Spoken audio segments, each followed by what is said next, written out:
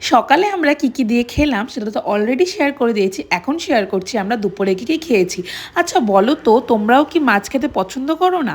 আসলে আমার বোন একদমই মাছ খেতে পছন্দ করে না, তাই ওর ফরমাইশে আজকে মা রান্না করলো কাতল ভাপা। কারণ ওর এই সর্ষে পোস্ত দিয়ে মাছ খেতে ভীষণ ভালো লাগে, তাই তোমাদের সাথেও রেসিপিটা চটজলদি শেয়ার করে দিচ্ছি। দেখে তো বুঝতেই পারছো খুব একটা ইজি রেসিপি, ওরকম কোনো সময়ও লাগে না।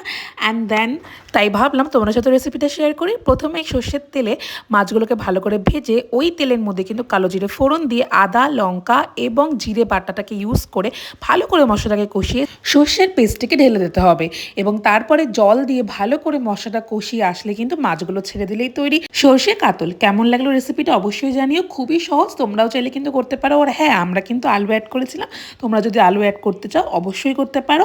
আর এই ছিল আমাদের লাঞ্চের মেনু, যেটা কিন্তু আমার ভাই বোনও প্রায় কবজি ডুবিয়ে খেয়েছে। তোমাদেরও যদি বাড়ির কোনো সদস্য থাকে যারা একদমই মাছ খেতে পছন্দ করে না, তাদের কিন্তু এই রেসিপিটা করে খাওয়াতেই পারো।